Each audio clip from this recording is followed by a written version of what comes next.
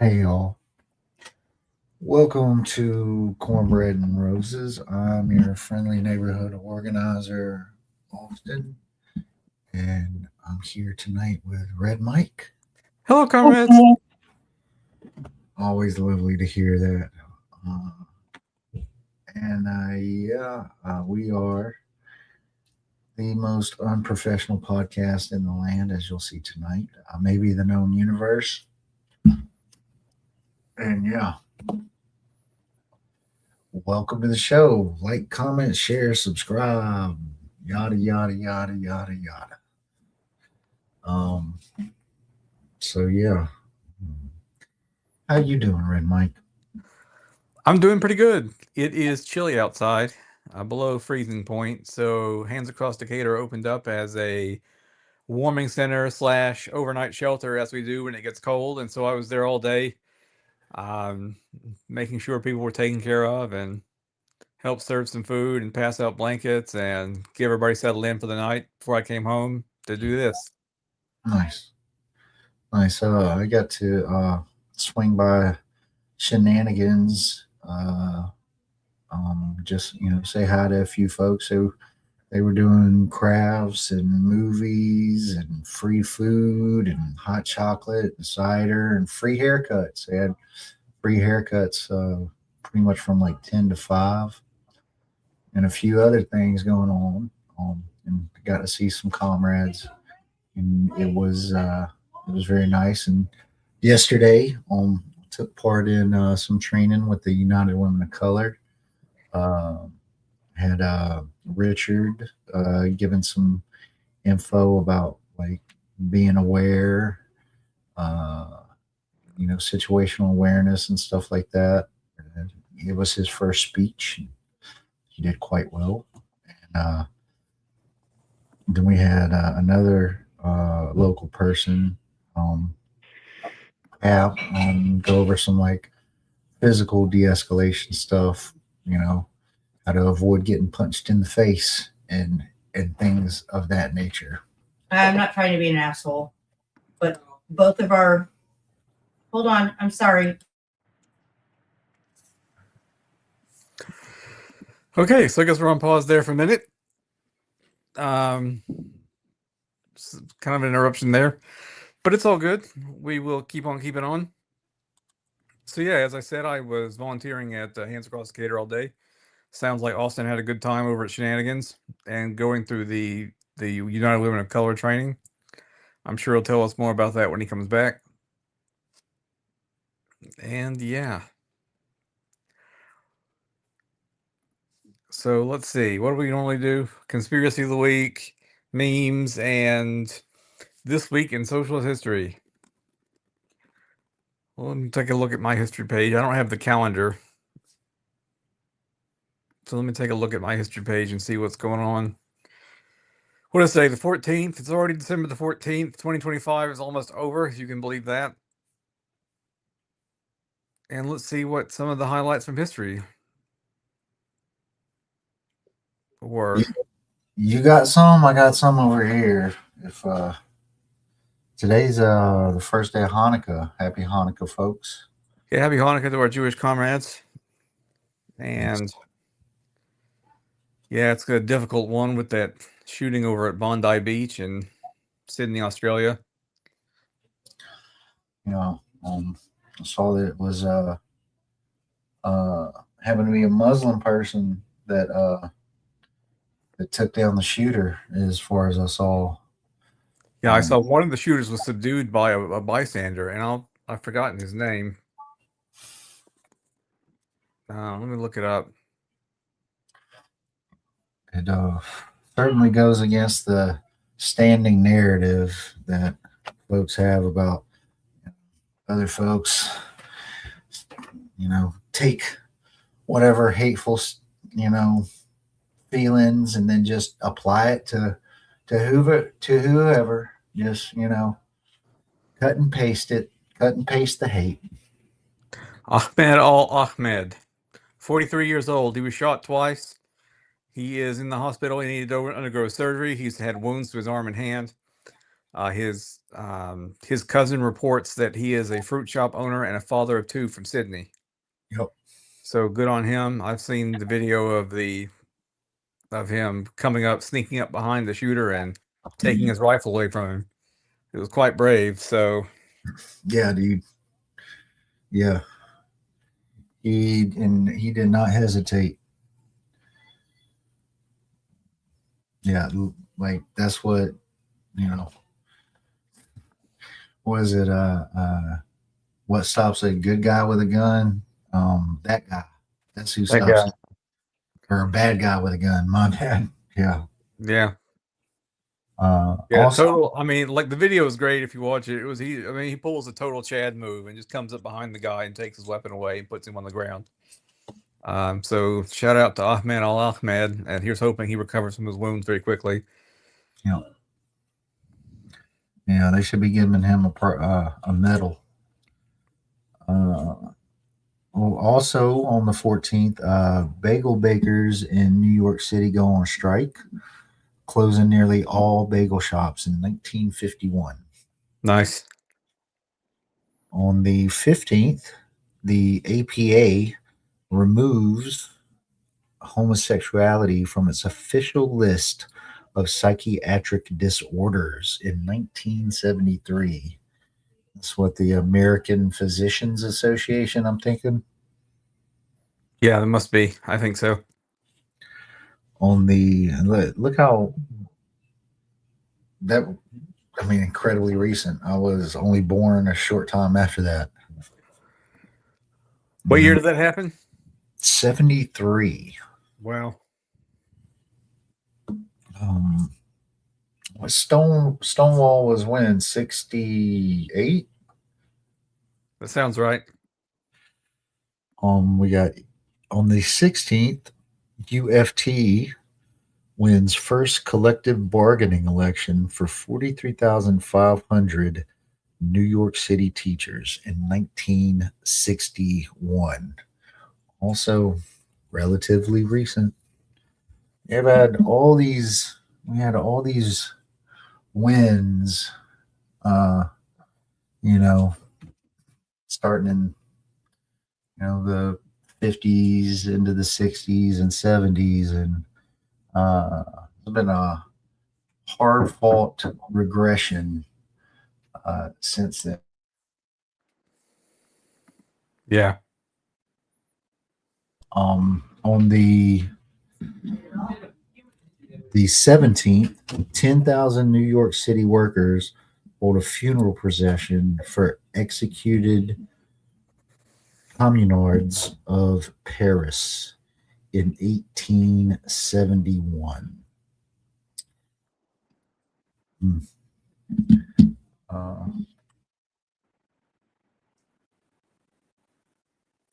Well, you read up on the Paris Commune, folks. It was quite an influential moment in history for the left, and it looked like a lot of things would be possible.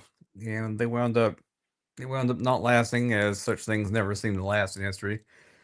But it had Karl Marx's support, and wait, was Karl Marx even still alive when the Paris Commune broke out? Let's see. Marx died in 1883. So yeah.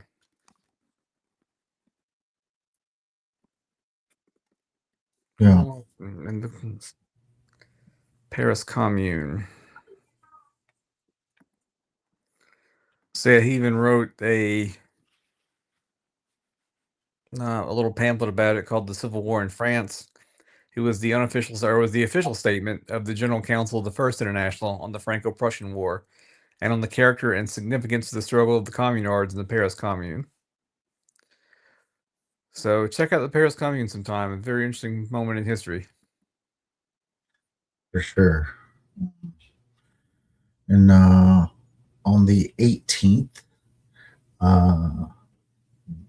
Danish activist theater group Salvognen, there we go, sure, brings Santa Claus Army to the streets to protest unemployment and capitalism in 1974. What's today's date? Oh, today's the It's the 14th. 14th. I'm going into the future. Whoops. I should be going backwards. Well, we're going to pause there real quick. We're going to hop back. On the 8th, Diego Rivera, Mexican communist painter and muralist, was born in 1886. On the 9th, First Palestinian Intifada begins in 1987. On the 10th, Vito Marcantonio, Italian artist leftist, Italian American leftist, who represented East Harlem in Congress in 1902. I learned this week, there was actually a socialist. One socialist has been elected in Alabama's history, and that was in Fairhope in like 1902. Really? Yeah. Wow. J something, JP, JB something, not Pritzker, something. On the 11th, small group of black farmers founds the Colored Alliance. It would eventually come to have 1.2 million members in 1886. That's pretty good numbers there. 12 on the 12th, the U.S. Supreme Court halts Florida recount and hands election to George W. Bush in 2000. And at the United Women of Color event, they talked about this lady who, on the 13th, Ella Baker, civil rights activist, was born in 1903. So that's this week and week and a half in socialist history. Did you anything pop up on your radar? Well, I'm looking over things. Today is the anniversary of British women being able to vote in general elections and allowed to run for office for the first time. So December the 14th, 1918. So that's the day and year that happened. So that is about all I've got. Once again, relatively not too long ago. Um, there, if there's anybody that was born that year still kicking it, but there might be here and there. Dick Van Dyke just turned 100.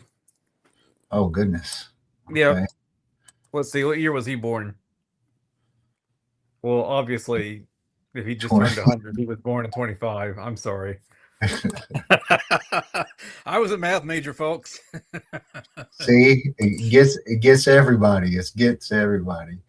Yeah, we normally start off with the memes. I don't know what. Well, here we are. Here we find ourselves anyway.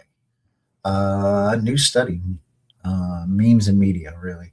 Nearly $80 trillion redistributed from the bottom 90% to the top 1% since 1975. Wow. Yeah. Got a picture of new IDF soldiers taking their induction pictures, and what kind of army takes official photos like this? They know they're criminals. As you can see, their backs are to the camera, which is certainly a look. Sarah Connor watching you use AI. These cats are going to drive me mad. OpenAI in 2015, the profits were at zero. And now, a little older Salt and Pepper, Sam Altman, OpenAI 2025, the profits are 0 billion. Yeah.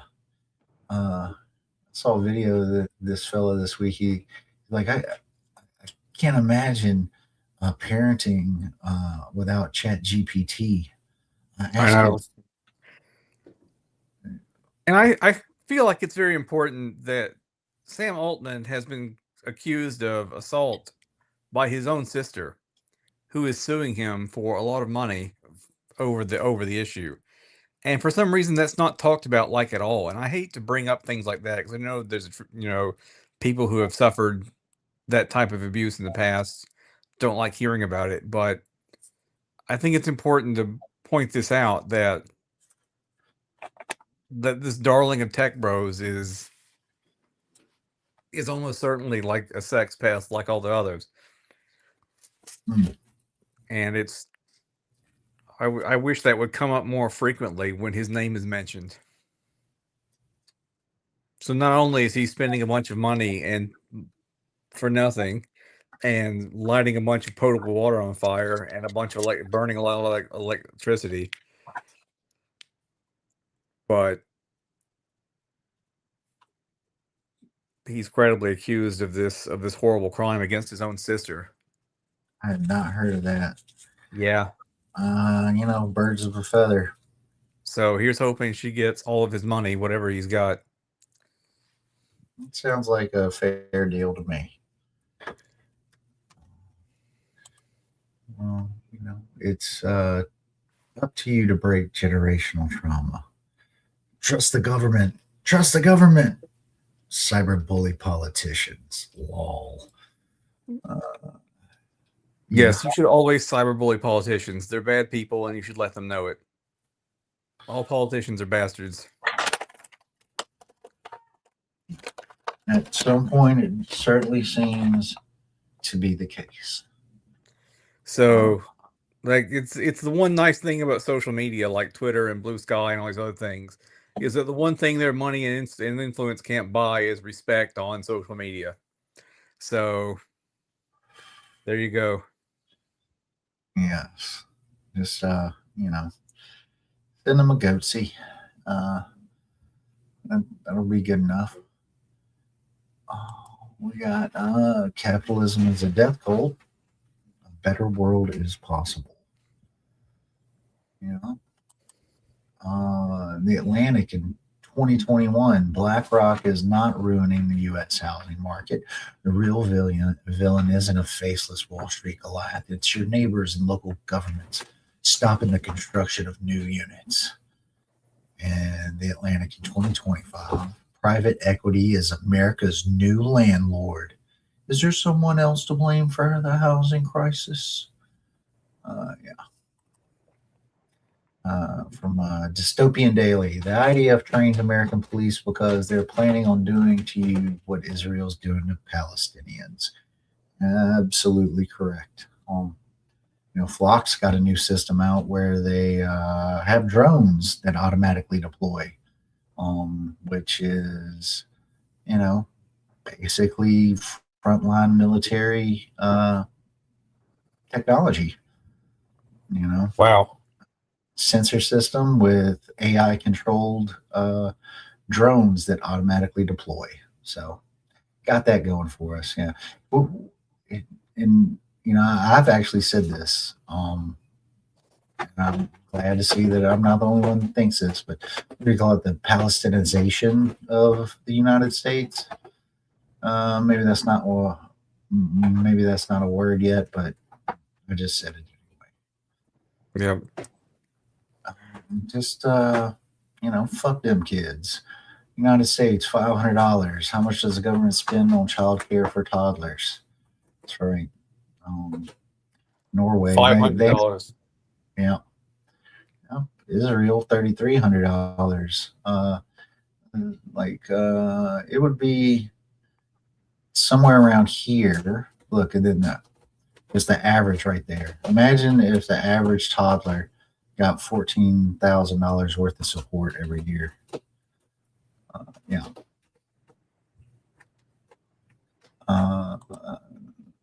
Karl Marx and Adam Smith.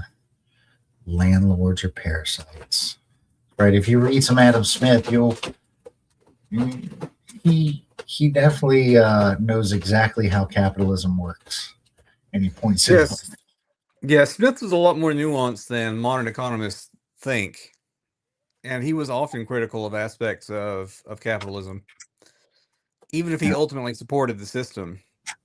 Like his work's a more description rather than prescription, and there are times when he was absolutely critical of of the way capitalism operates. So he's a I lot think more nuanced thinker than he's given credit for. well, I think Friedman like cherry picked the hell out of him, right? Is one of the things that happened, and then everybody, you know, uh, sat there and kissed Friedman's ass, and here we go. That's why reading the original material can be helpful instead of letting some asshole interpret it and twist it for you. We got the working class down here, the affluent suburbanites holding up the celebrity figures with the billionaires up top. Yeah, you know, stop glazing these folks. Conservatives, the left are lazy, weak, and dumb children. The left are ruthless thugs trying to overthrow America. The left are the ruling class and elites. And conservatives think the left is all three. And we're pretty much none of that. They still get it wrong with three guesses. Yep. People, how do you stay so calm and level-headed while everyone else is freaking out over the economy? Me.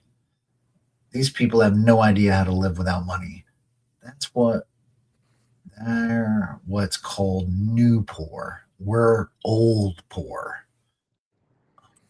Yep. And last one, I hate each ruling class I see, from bourgeois A to bourgeoisie. Yeah, that was my Karl Marx impression, my theater Karl Marx impression. And that, folks, is the memes and media. Got the socialist history done, got the memes and media done. Let's see. You ready for this week's? I couldn't find really anything, but I did hear this. You ready for this week's conspiracy? Absolutely. I'm always ready for it. Thomas Pynchon is not real. What? Yes. So Thomas Pynchon, which we saw a movie this year, One Battle After Another, based on one of his books. Was it Vineland? Maybe. I think that was the book. And he's had another movie or a book based on a movie based on his book Inherent Vice that came out. But yeah, there's a conspiracy theory out there that he's not real, that he an amalgamation of CIA and government writers yeah. That's the theory. No, I don't think a committee of CIA people could write as well as one person who was talented. I think I tend to, yeah, I'm not, there's not to me a whole lot of stock in this, but like some of the things that, that are supposed to be in favor of supporting this is that like he knew so much, like writing in the, he served in the Navy in like from 55 to 57 and apparently like was a writer for Boeing as well. But like a lot and I'm not super familiar with all his books. I haven't read any of them. I've heard of Gravity's Rainbow, but I never read it. And clearly a couple of his books have been turned into movies too. But it was his like insight into like he knew too much.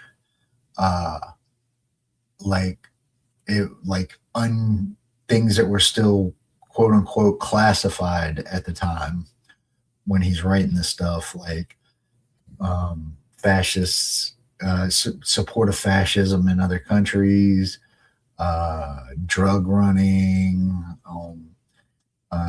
experiments, like the MK Ultra experiments and stuff like that.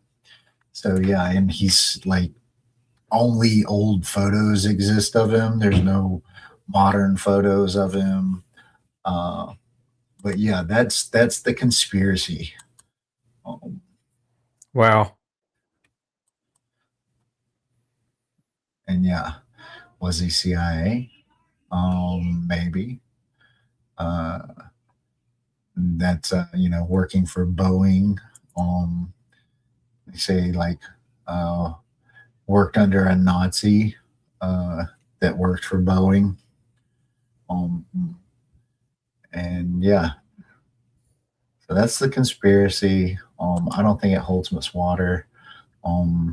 The little this guy right here, I think he just said that he thinks he was a super prolific reader because there would be things that came out and like there was a lot of times a lot of reporters like had stories that just didn't they got like here there's a book Into the Buzzsaw about a bunch of different journalists who had their stories squashed, you know.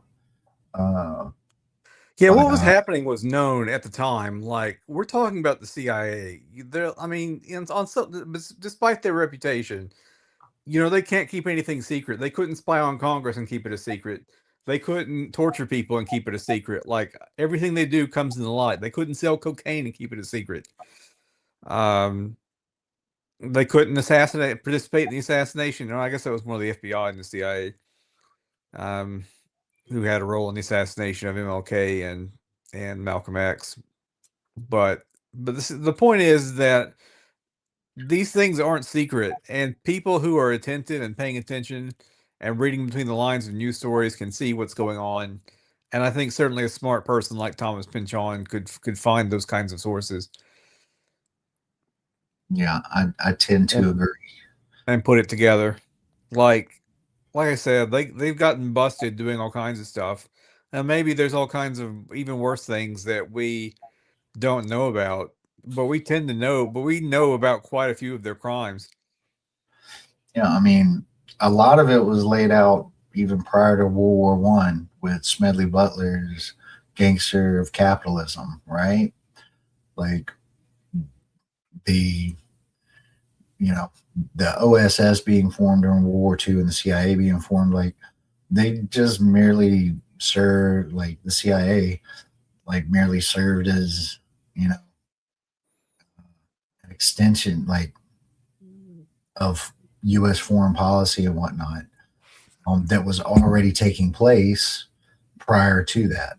You know, and Butler testified in front of Congress, so in public and like released, newsreel about it in a book about the type of stuff that was going on. So, in being in the Navy, I'm pretty sure he knew who Smedley Butler was. So, like like you just said, if you pay attention, which a lot of people can't because they're so damn busy, you can start figuring this stuff out, especially if you just understand that, the rich folks are running the same grift they always have profits. Right. But yeah, we, oh, we got our boy in here, Uncle Warren. Good to see you. Thank you for hanging. Thank you for coming through. Um,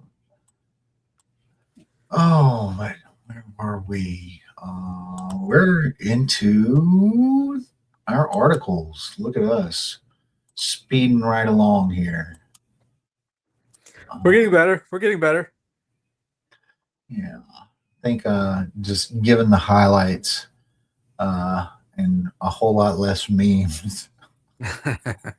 Everybody likes memes. I know I can't get enough of them. To be honest, I wish I were clever at coming up with memes. we it's time to start our own little meme warfare for the political season that's coming up. That's right.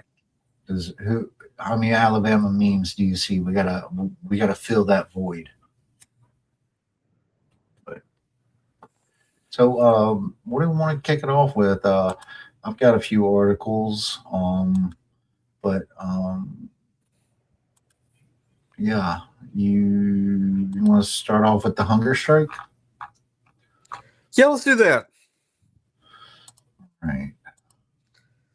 So, as I said before, prison issues are in Alabama are near and dear to my heart. I think it's one of the high priority tasks for the Alabama left is to do something about our horrific prison system. And every week there's a new story about some fresh outrage, which is unfortunate because there's only so much you can do about it. And our politicians are just dedicated to the idea of punishment at all costs, no matter how much it blows a hole in the state budget, no matter what tragic outcomes it produces, just punish, punish, punish, and not care about the problems that come from locking so many people up. So there is a noted prison reform advocate named, he's known as Swift Justice, but his real name is Kenneth Sean Trawick. He is in Bullock and has been on a hunger strike since November the 20th. So an ADOC correctional officer pepper sprayed him behind, reportedly as retaliation for Trawick speaking out about the officer's assault of a fellow inmate, Michael Rouser. So Trawick blew the whistle on some guard who is uh, who beat up an inmate, and this guy pepper sprayed him from behind like a coward. So Trawick has pledged to continue the strike until he gets to meet with ADOC Commissioner John Hamm. He wants to get out of Bullock. He wants the end of retaliatory and excessive force practices by ADOC, the ability to send and receive written mail, and an investigation into CERT officers Glover and Bowen, as well as any other officer accused of excessive force, retaliatory discipline, citation write-ups, quote unquote. So his wife, who is a doctor, Dr. Elizabeth Trawick, has been working to make sure that her husband's story gets told. She's been demanding transparency and accountability from ADOC, trying to do what she can to pressure officials to meet her husband's demands and provide accurate information about how he's doing, given that he's now gone more than 22 days without food. So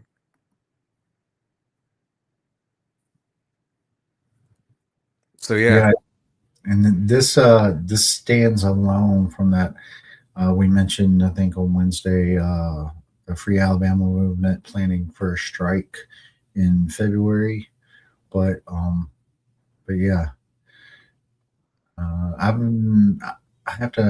not heard of Swift Justice, but it seems like he might have a social media following. I don't know about his social media following, but I know that he is, along with Kinetic Justice and others, have been one of the chief organizers of prison labor and prisoners generally. Swift has especially been helping teach prisoners how to stand up for themselves, and he's received disciplinary violations for it. So Yeah, one of the details in here, they're being denied basic human dignity, but the facility doesn't have hot water. yeah, Bullock does not have hot water. It doesn't have heat, period. Right. So, like, I don't know about you. Today, I was cold as hell. You know, I ain't I got no think it heat all in my car. Yeah. And in the car with a jacket on, like, you need you to imagine being in a concrete cell, like how icy the floors can get, you know? Like, it's, try sleeping in that. So I also believe it doesn't have air conditioning. So in the summer it gets ungodly hot, in the winter it gets ungodly cold. And that's just normal for how we treat prisoners. I'm not sure if any of our state facilities have heat or air conditioning. Yeah, they don't I even don't have know. hot food, man. Like they don't even hot. Like they can't even. What they give them like cereal, 3 times a day. I don't know. I don't know what they do. I'm sure it's not very good. But yeah, he's um not taking any fluids or glucose right now. What he's at week 3. So yeah, it started on November 20th. So yeah, it's been 25 days. That's almost a month now. So yeah. So his wife, Dr. Trawick, has urged everyone to watch the Alabama Solution. If you haven't already, it's a difficult watch, but it's worthwhile. You absolutely should see it. But I had to watch it in phases because there would be moments where I had to turn it off and go and calm down a little bit and then come back and watch it. So it actually took me a few hours to finish it because the stories and the images are so moving. You know what? I was talking about petitions with one of our comrades with Alabama Progress. I feel like petitioning the um, Academy of Oscars or Oscar Academy, whatever they're called, to include the Alabama solution on their documentary list. Oh my goodness! That's a good idea. That's absolutely worth doing. Trying to find out who to contact and reach out to them and see if we can make that happen. But Dr. Trawick has also asked people to make a phone call or write a letter to ADOC or maybe to your Congress critter, your state Congress critters, maybe to the governor, and say, "Hey, um, meet Swift Justice's demands." What would Jesus do, y'all? Right. Yeah. I know it can feel like it'll fall on deaf ears because these are people who don't value empathy and don't care about hearing sad stories and think, oh, well, he's whatever, so it's okay to treat him however we want. You'd think them guards would want air conditioning and heat and hot food, but I You guess think so? maybe they got their own little personal unit in their offices and whatnot. Maybe they do. They probably also have a lot more latitude in how they can dress, so they can just put on coats and things in the winter and wear short sleeves in the summer. Mm-hmm. So whereas the prisoners have to wear the same uniform year round. Yeah, which is fairly thin. Let's say you ain't getting some 500 thread count shirt. So yeah.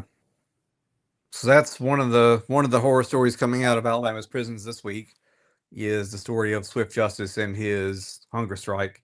So be sure and keep that in your mind. And if you get a chance to make a phone call or write a letter, please do so. Please watch the Alabama Solution if you haven't already. It's on HBO Max. And yeah, just don't look away from what's going on in the Alabama Department of Corrections. It's being done in our name. They say they're doing it for us. Yeah, taxpayer money straight to corporate profits. They're charging almost $300 a person per day, something like that. I Man, forget the exact number, but we are blowing a hole in Alabama's budget in order to lock people up. And we spent all the billions of dollars in money to build more prisons. And imagine what we could have done with those billions instead. yeah, So So it is. We are cutting off our nose to spite our face in this state. Par for the course, but the course can be changed. Um, and relatedly, got some dispensaries planned. I am so confused with this. Got a lot of people locked up for marijuana.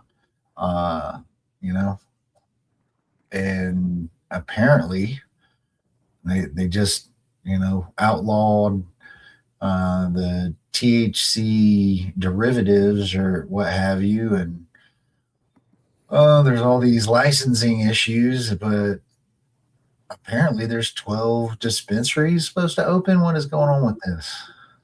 Yeah. So a rare bit of somewhat good news from Alabama is that on Thursday, the Alabama Medical Cannabis Commission voted to start awarding licenses. So Birmingham will get 2 dispensaries, and Mobile and Montgomery will get 1 each. Unfortunately, none of them are coming to Huntsville, but the area will have some. I think there's going to be one in Coleman, and there will be one in Athens as well. So the area will have. Oh, and Owens Crossroads. So it'll be all around Huntsville, but not Huntsville proper. So yeah, now I mean, obviously, we'd like to see the people who are in prison for selling marijuana be released, and for the drug to be. I mean, there's no reason not to legalize it, honestly.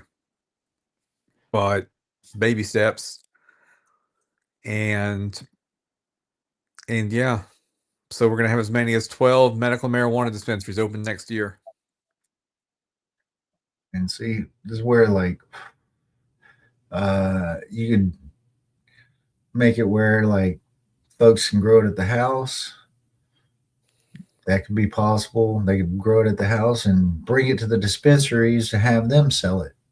You know, everybody has a little side gig, being a little farmer, just like Thomas Jefferson envisioned. There you go.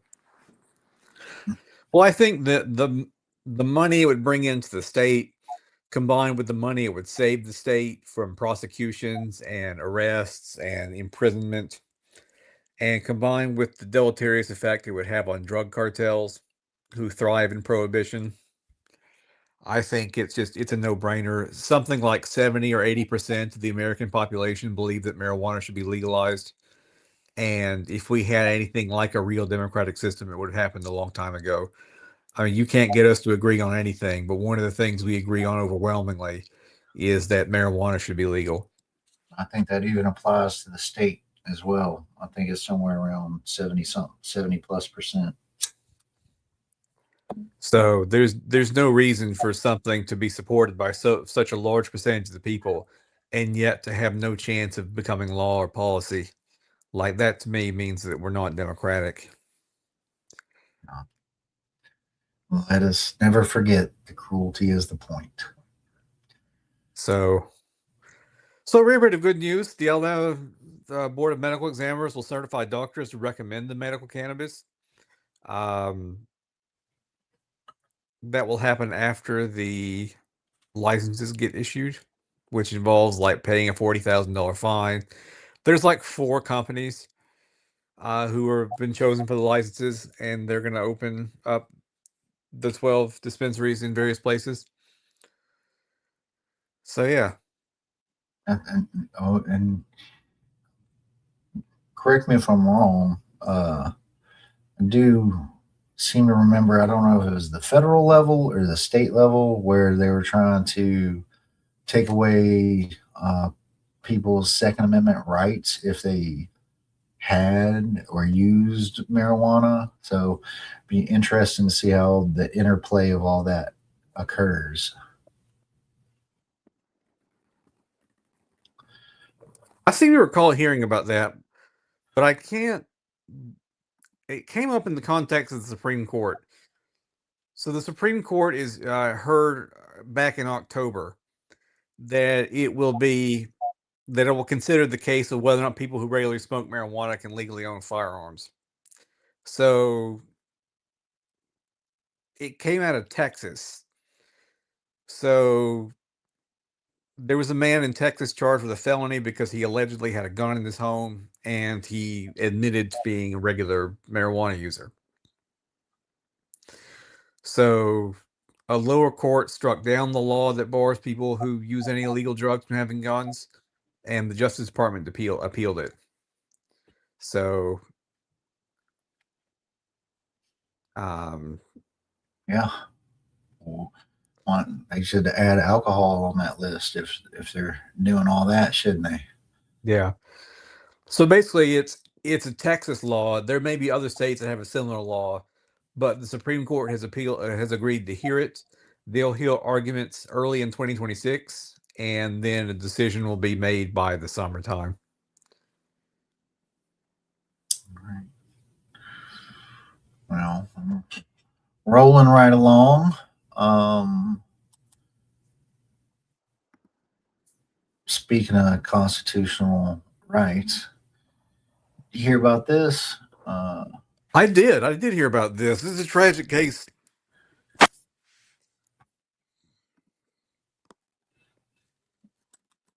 Yeah, there's a man down in was it Mobile? I believe it was outside of Helena in Shelby County. Okay, my bad. Shelby County. I was thinking Mobile. Damn, did they beat his ass? I don't remember hearing about that, but he received quite a few threats.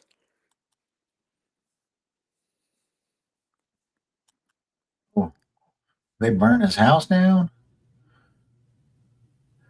A sign in Jerry Lee Clark's front yard. That's what started it all. A few weeks after Trump's second I just cannot speak today. Inauguration, and the self-employed house painter wanted to speak his mind on a sign firmly planted outside his home. He and his wife Janet Kay bought last November on about 3 acres, a well-traveled road just outside Helena in unincorporated Shelby. Not my president, never, next, through Trump. Didn't sit well, was defaced. There was verbal threats and doxing him and blaring horns. That's how it all started. Vitriol grew over the next few weeks. He raised the stakes, so to say. How do you spell clown? Trump.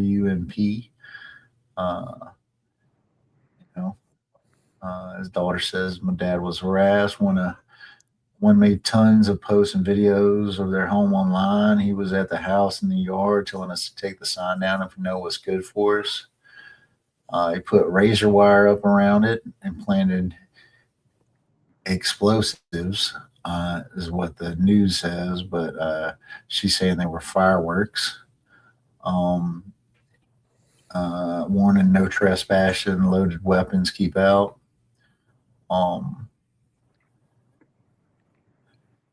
Shelton says she reached out to law enforcement and Helena for support on her father's right to speak his mind. Told him it was his First Amendment rights, but you need to make him take the sign down. It's really making people upset. It's making our job harder. Yeah. But today he languishes in a medical unit in Shelby County Jail.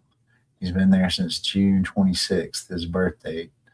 Sheriffs arrested him as he was leaving the Baptist Hospital in Alabaster, where he'd undergone 6 days of mental health testing, according to his daughter. He's charged with 2 counts of harassment and 1 count of reckless endangerment. Stemming from quote explosives he planted around his sign and other explosive materials that were among his antiques collection. That sounds like he had like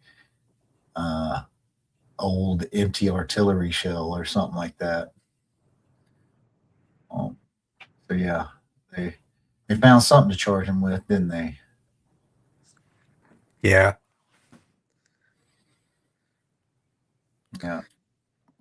Yeah, they're trying to ring him up on like explosives charges for these fireworks that he had rigged into the sign.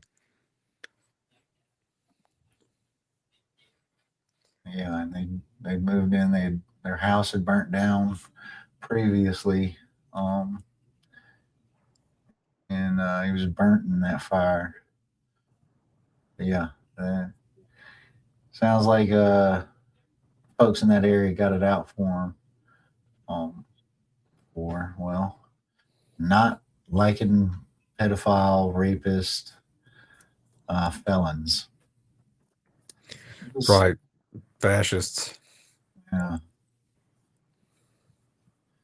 So yeah, uh, you can go into more of that, read more of the details there, but I just wanted to highlight that. Um, yeah, and hey, remarkable women, nominate one in your community. I think Angela Curry with United Women of Color is up for this award. Oh, that's cool. So, and yeah, News Nation, huh? Okay. But yeah, there's another company coming here to the Huntsville area. Pharmaceutical giant Eli Lilly, gonna create a $6 billion plant. They're known for the GLP-1 weight loss pill, orforglipron.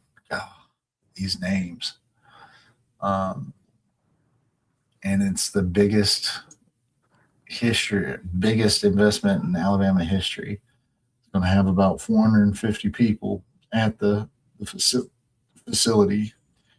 It starts construction in 2026 to be finished in 6 years.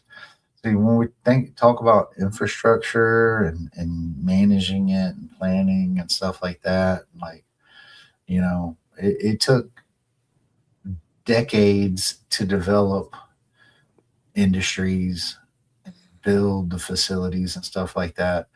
And then it took decades to basically decommission all the stuff. And now, like, uh, our, you know, job base is evaporating.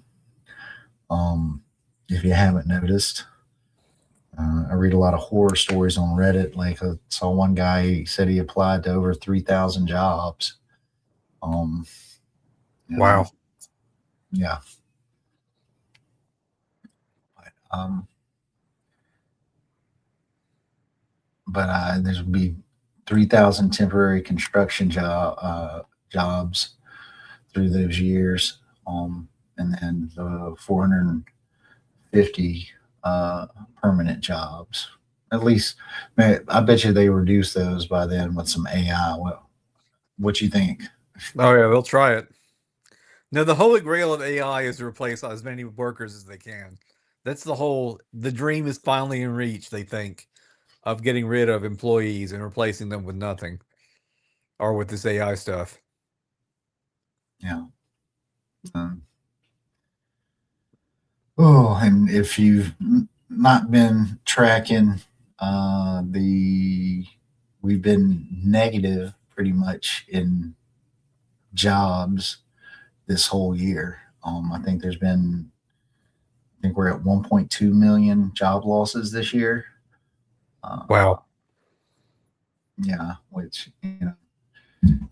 there's around 170-ish million workers, minus like folks being retired. It's about typically half the population are quote unquote workers, and yeah,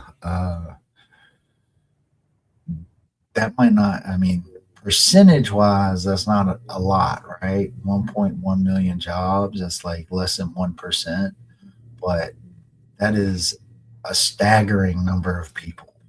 Like, you know, that's a like that'd be like 50% of our state losing their jobs. Right. So,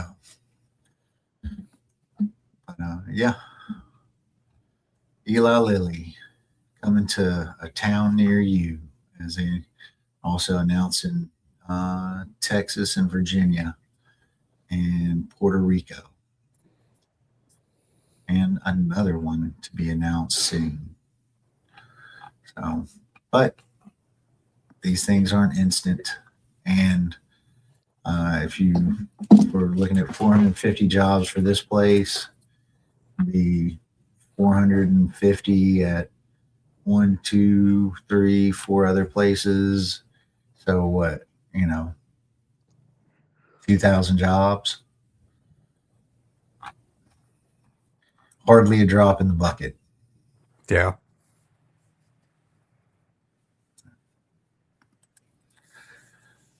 Oh, didn't really have much else. Anything else on your uh, plate today? Well, I think one of the big news stories this week is that Doug Jones has officially kicked off his 2026 gubernatorial campaign with his big launch on Friday. So he made a bunch of promises to protect healthcare and to expand it and to expand voting rights and to protect them. Um, I don't know. His campaign is a long shot to say the least. Like, basically, no matter what we do, Tommy Tuberville is going to be our next governor. And so the question is, what should the left do about the gubernatorial race? I don't know. Um, I think the Chuds are onto something when they say that politics is downstream from culture, and that there's a lot of cultural work we have to do in Alabama in order to make our kind of politics popular. And campaigns play a role in that. Like, we saw the role that, say, the Bernie campaign, even though it lost, played in popularizing socialism throughout America. But the thing is that Doug Jones is not going to be doing anything to popularize more radical ideas. Like, he's very good on the abortion issue. Like, I'll give him that. Um, his his promise to expand Medicaid with an executive order if the legislature wouldn't do it, I think that's also good. But for the most part, it's a centrist campaign that's focused on building community and bringing people together despite their differences. Like, well, I don't want to be brought together with chuds. Like, I want to defeat them politically and culturally. Yeah, our own little seven dominions. Yeah, we got our own. Like, I hate to reference the Seven Mountain Mandate, but I think they're going to be competing for the power in all those fields, and we have to compete for it as well. Yeah. I did see, can't remember the exact quote, but one of the articles was something around but these radical leftists, you know, they're it's too far, human rights, just too much. Right. But the right is already calling Doug Jones a wild-eyed communist. And so my attitude is, if you're going to be called that, you may as well be that. If you're going to be called a communist no matter what you do, then you may as well say, yes, I'm a socialist. Yes, I want all these things. I want to nationalize the means of production. I want high taxes. I want whatever. But because you're taking up the space that for opposition and using it to deliver very milquetoast types of things, I don't know. I don't know how effective that's going to be at shifting the Overton window. So, none of the other candidates are really offering what I would consider a left-wing alternative. I mean, I like Will Boyd. I think he's good on a lot of issues, but he's also, at best, a liberal. Yeah, And maybe center, not probably really center left. right. So, and I just don't think these are campaigns that are going to move the needle forward in Alabama, either culturally, given that they're doomed to failure almost certainly. Like the question is, what can we build by running these campaigns? And I don't think that we're going to be building support for socialism or for more left wing point of view. No, this is where we uh, bring policy to the people for them to demand of the folks that are able to run, and see what happens. But yeah, there's, you talk to the average person and you can get them to agree uh, on a lot of policies that uh, they would probably, like, if presented by Fox News or whatever, they'd be like, "Oh no!" But if you talk to somebody, an average person, be like, "Yeah, that it is expensive to have childcare.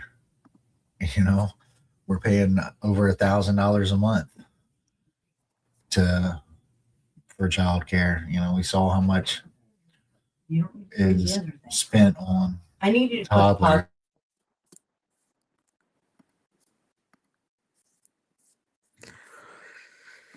Yeah, and it's certainly within our grasp. Like there are states like, I mean, New Mexico of all places that have passed free child care for everyone. And if New Mexico can do it, then any place can do it because they also have a pretty right wing government. So yeah, I'm just not excited about the Doug Jones campaign. I think he has very little chance of winning. I think his message is going to be very centrist. Like, so I don't think it's worth the left's time or energy to invest a lot in his election. The liberals will do that for us.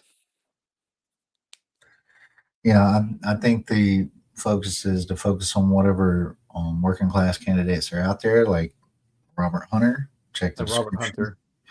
Hunter. And any others that will be popping up, and talking to the people, because I'll say this also, from what I know, the Jones campaign is already trying to co-opt some movements within the state, and have contacted some folks directly about getting support, but not promising anything in return. So, Right. same story the crow told me. So yeah, that's sort of my general thought on the Jones campaign. It's going to be a Seinfeld campaign about largely nothing. He'll be good on a couple of issues and pretty run in the middle of the road on others. And it's just not, it's just not worth the time or effort to endorse him or work for his election. No, but definitely cyberbully him, folks. Cyberbullying when he's wrong on things, for sure. Oh yeah. Well, and that's pretty much all I had. I did want to highlight a couple things. This is from one of our friends in the community, Amy Fahimi. She's also Green Party. And she wrote a nice little opinion piece, which I would say is less an opinion piece and more a, based on facts and reality piece, about the rental assistance program with older folks during COVID, which, COVID's still out there, folks. So I'd implore y'all to take a look at this and read through it. So yeah, it's good to know that we got some of our voices out in the ether with mainstream news sites. Yeah. Um, and I came across this week. The Public Affairs Research Council of Alabama. They're supposed to do good work on analysis and uh, how things work in the state. So, just wanted to point this out as a tool that you can use and checking stuff out. You know, a lot of good data out there. Very cool. Yeah. So yeah, that's about all I got this week. Yeah, it's been largely a slow week. Thank God. I know. No, at least when it comes to Alabama stuff. I mean, there's always more we could talk about, but you know, we can also get to it next week. Yeah. Well,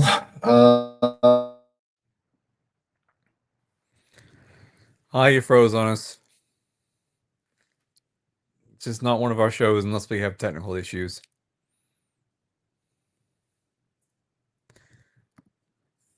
I'm not sure what he was going to say. But I imagine that he was going to start wrapping things up. So I guess I will lead us out as I have been doing the past couple of times. So as we like to say around here, all the power to all the people. We the people break our chains together. Solidarity forever.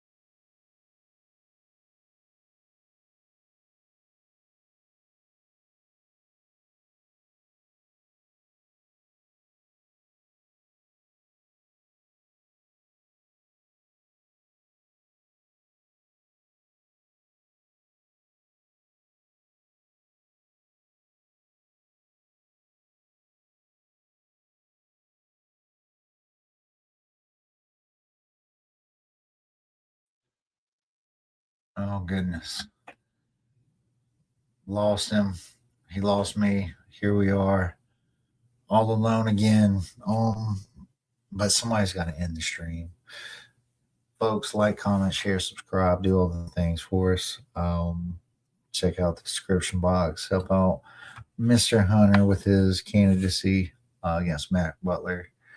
And, you know, as we like to say around here, all the power to all the people.